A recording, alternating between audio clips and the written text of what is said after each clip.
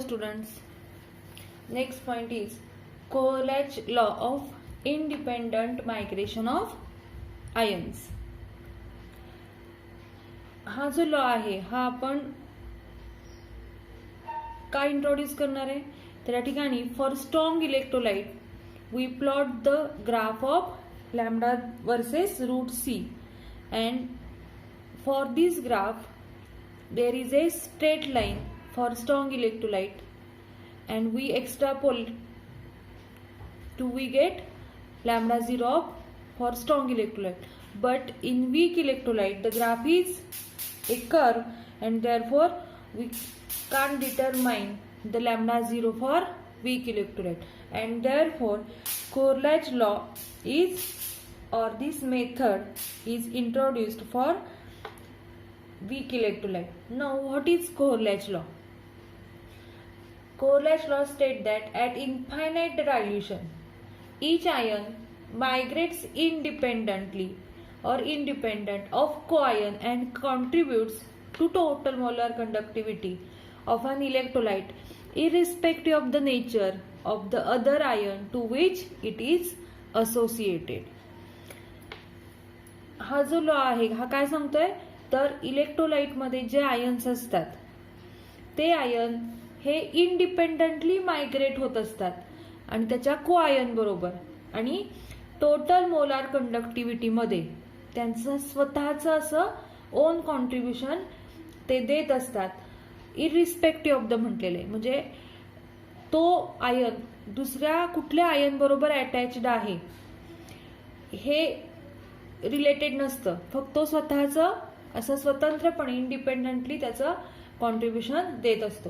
आणि म्हणून स्टेटमेंट काय सांगताय तर लॅम्बडा 0 म्हणजेच या ठिकाणी molar conductivity at 0 concentration is equal to n plus into lambda 0 plus plus n minus into lambda 0 minus, where n plus and n minus are the number of moles of cation and anion respectively, and lambda 0 plus and lambda 0 minus means the molar conductivity of cation and molar conductivity of anion at 0 concentration. तर हा जो law आहे हा समजला.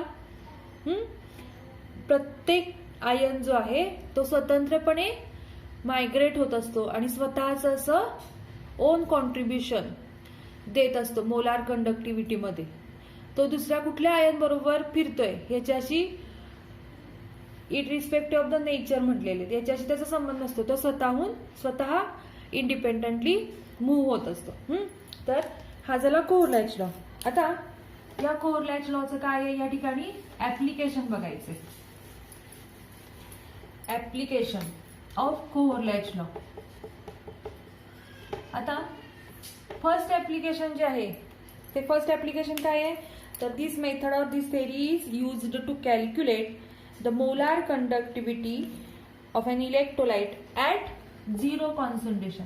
म्हणजे या ठिकाणी KCl हा इलेक्ट्रोलाइट असेल तर ह्या इलेक्ट्रोलाइटचं 0 कॉन्सन्ट्रेशनला मोलार कंडक्टिव्हिटी आपण कशी कॅल्क्युलेट करणार तर lambda 0 of KCl is equal to lambda 0 of K plus plus lambda 0 of Cl minus. KCl म्हणजे K प्लस आणि Cl मायनस. मग जर का आपल्याला K प्लस ची मोलार कंडक्टिव्हिटी आणि Cl मायनस ची मोलार कंडक्टिव्हिटी ऍट 0 कॉन्सन्ट्रेशन माहिती असेल तर आपण KCl ची मोलार कंडक्टिव्हिटी कॅल्क्युलेट करू शकतो at 0 concentration. Next second application जे आहे ते सेकंड ऍप्लिकेशन काय आहे तर this method or this theory is used particularly to calculate the molar conductivity of weak electrolyte. Weak electrolyte ची molar conductivity at 0 concentration calculate करण्यासाठी आपल्याला कोरियोलिस लॉ जो आहे तो ऍप्लिकेबल आहे, कारण की वीक इलेक्ट्रोलाइट ची मोलार कंडक्टिव्हिटी आपण ग्राफ वरून काढू शकत नाही. मग या ठिकाणी जर का आपल्याला स्ट्रॉंग इलेक्ट्रोलाइट ची मोलार कंडक्टिव्हिटी माहिती असेल तर आपण वीक इलेक्ट्रोलाइटची मोलार कंडक्टिव्हिटी कॅल्क्युलेट करू शकतो. आता जर का आपल्याला आपण एक्झाम्पल बघूया, जर का आपल्याला लॅम्बडा 0 ऑफ HCl त्याच्यानंतर लॅम्बडा झिरो ऑफ NaCl आणि लॅम्बडा झिरो ऑफ CH3COONa. हे 3 इलेक्ट्रोलाइटची मोलार कंडक्टिव्हिटी जर का आपल्याला माहिती असेल तर आपण molar conductivity of weak electrolyte CH3COOH म्हणजे ऍसिटिक ऍसिड आहे, या वीक इलेक्ट्रोलाइटची मोलार कंडक्टिव्हिटी आपण या 3 इलेक्ट्रोलाइटच्या मोलार कंडक्टिव्हिटी वरून कॅल्क्युलेट करू शकतो. तर कसं कॅल्क्युलेट करणार, तर या ठिकाणी lambda zero of HCl plus lambda zero of CH3COONa minus lambda zero of NaCl. आपण काय केलं, या 2 इलेक्ट्रोलाइटच्या मोलार कंडक्टिव्हिटीची बेरीज केली आणि त्याच्यातून NaClच्या मोलार कंडक्टिव्हिटी आपण ऍट 0 कॉन्सन्ट्रेशन वजा केली. तर आपल्याला काय मिळणार आहे, तर काय मिळतंय ते बघा बरं. तर लॅम्बडा झिरो HCl म्हणजे काय, तर lambda zero of CH plus plus lambda zero of Cl minus plus lambda zero plus CH3CO minus plus lambda zero of Na plus. आता इथं मायनस, आता मायनस काय असणार आहे, lambda zero of Na plus. आता कंस टाकला तर Na plus plus Cl minus येणार, पण हे मायनस आहे म्हटल्यानंतर हे आतल्या साईडला पण मायनस होणार, म्हणून इथं काय लिहिणार आपण, lambda zero of Cl minus. आता याच्यातून आपल्याला अपोजिट साईन असलेले काय करायचे, वजा करायचे.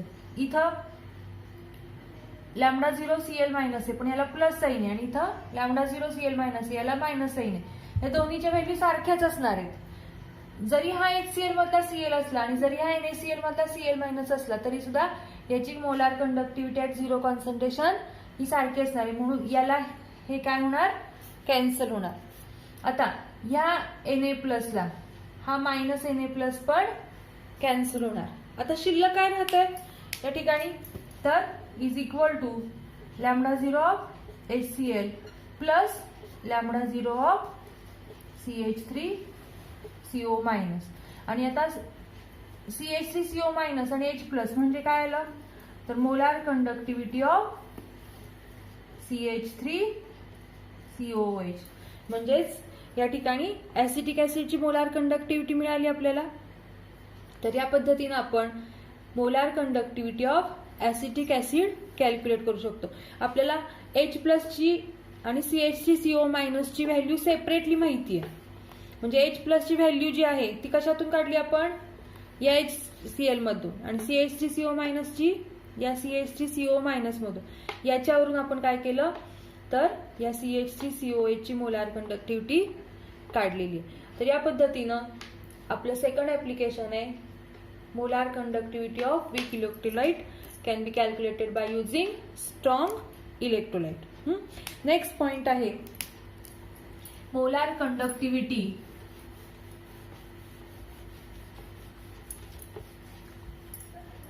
And degree of dissociation. Molar conductivity means या ठिकाणी लॅम्बडा अँड डिग्री ऑफ डिसोसिएशनचा सिम्बॉल काय आहे, अल्फा आहे. तर आपल्याला molar conductivity and degree of dissociation यांच्यामधलं रिलेशन बघायचं. तर काय आहे रिलेशन या ठिकाणी, तर alpha is equal to lambda C divided by lambda zero. Alpha म्हणजे degree of dissociation, lambda C याचा अर्थ काय, तर molar conductivity of concentration C, आणि लॅम्बडा झिरो म्हणजे काय, तर मोलार कंडक्टिव्हिटी ऍट 0 कॉन्सन्ट्रेशन. या दोन्हीच्या व्हॅल्यू जर का आपल्याला माहिती असतील तर आपण काय करू शकतो, अल्फा म्हणजेच या ठिकाणी डिग्री ऑफ डिसोसिएशनची व्हॅल्यू जी आहे फॉर वीक इलेक्ट्रोलाइट आपण कॅल्क्युलेट करू शकतो. तर या पद्धतीनं लॅम्बडा आणि अल्फा मधलं हे रिलेशन लक्षात आलं. Next point is measurement of conductivity. The conductivity of an solution can be determined from resistance by using Wheatstone bridge. By using Wheatstone bridge. Now, for this we know conductivity cell. This conductivity cell, this is a conductivity cell. Conductivity cell consists of a glass tube. This is a glass tube with two platinum. These are two platinum plates coated with thin layer of platinum black. हा हे जे दोन plates आहेत platinum, त्या platinum ब्लॅकनं काय केलेले असतात, cover केलेले असतात. आणि ही जी आहे ती ही ग्लास ट्यूब आहे. And this cell is dipped in a solution whose conductivity, whose resistance is to be determined. This is a conductivity cell. Now we have to calculate the cell constant of this conductivity cell. Now K is equal to, K means conductivity. K is equal to 1 upon R into L upon A. K means conductivity है, R means resistance है. आता into L upon A. L upon A is called cell constant. So K is equal to 1 upon R into L upon A. And this L upon A is called cell constant. That is K is equal to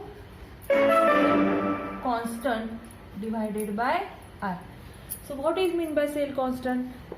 The cell constant is the ratio of separation, means here distance between these two plates, ratio of distance between two electrodes divided by the area of the cross section, that is A. This is called cell constant. And now K is equal to cell constant divided by R. Now this K, that is conductivity, consists of 3 steps. First step is the determination of cell constant. आपल्याला sale constant काय करायचं आहे, calculate करायचं. आपल्याकडे formula काय आहे, K is equal to 1 upon R किंवा cell constant divided by R. R means काय, रेजिस्टन्स. आपल्याला सेल कॉन्स्टंटची व्हॅल्यू काय करायची आहे, कॅल्क्युलेट करायची. मग कशी कॅल्क्युलेट करणार, तर cell constant is equal to काय येणार, मग K इंटू R येणार. तर हा जो R आहे, रेजिस्टन्स आहे, तो आपण व्हीटस्टोन ब्रिज वरून काय करायचा आहे, कॅल्क्युलेट करायचा आहे. R माहिती होतोय व्हीटस्टोन ब्रिज वरून. K जो आहे तो या ठिकाणी आपल्याला माहितीच आहे, मग यावरून आपण सेल कॉन्स्टंट काढू शकतो. आता K जो आहे, K is the conductivity of solution. Now the arrangement is as shown in figure. In this figure, here is a conductivity cell which contain KCl solution of unknown resistance. This is the conductivity cell. Now here this KCl solution of unknown resistance असं म्हटलेले आपण. तर या सोल्युशनची conductivity आपल्याला माहिती आहे. तर 1 molar, 0.1 molar आणि 0.01 मोलार KCl सोल्युशन ची कंडक्टिव्हिटी जी आहे ती आपल्याला टॅब्युलर फॉर्म मध्ये या ठिकाणी पुस्तकामध्ये अवेलेबल असते. आणि त्याच्यावरून आपण या ठिकाणी KCl सोल्युशनची कंडक्टिव्हिटी म्हणजे K जे आहे ते आपल्याला माहिती होऊ शकते. मग आता आपल्याला R कसा कॅल्क्युलेट करायचा आहे, तर या ठिकाणी हे जे अरेंजमेंट आहे ही व्हीटस्टोन ब्रिजची आहे.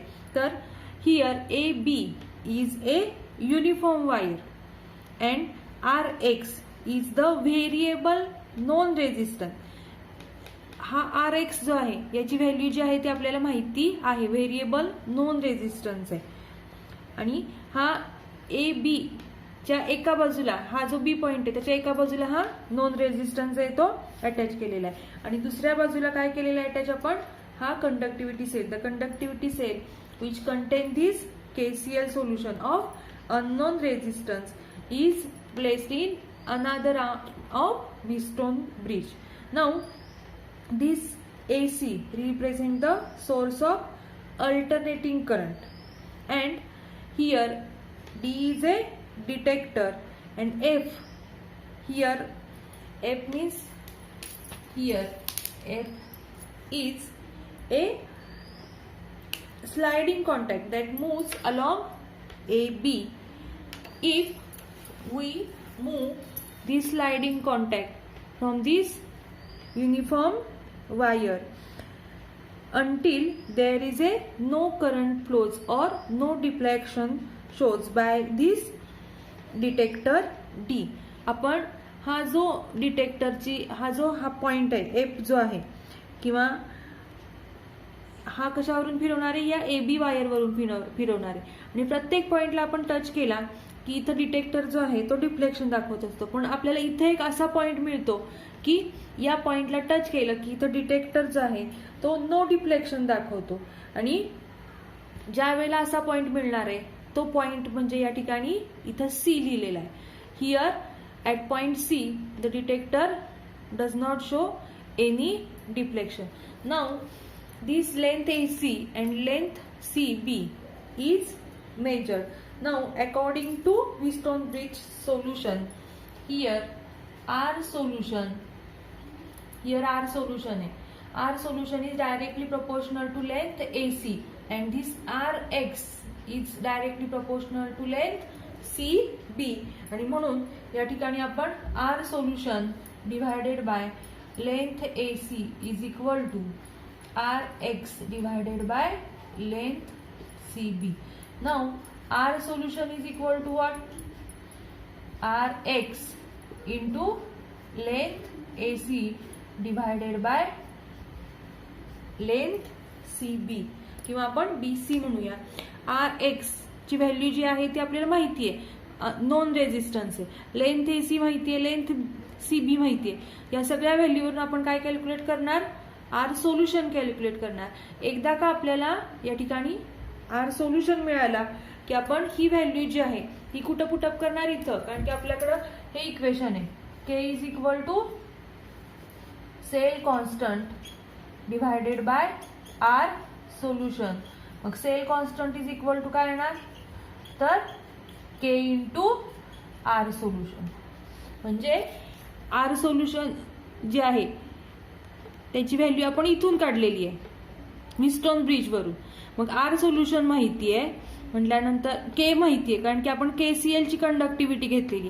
के माहिती आहे, के आर सोल्युशन म्हणजे या ठिकाणी KCL ची रेझिस्टन्स माहिती झाला म्हणजे हा सेल कॉन्स्टंट जो आहे त्याची व्हॅल्यू कॅल्क्युलेट करू शकतो.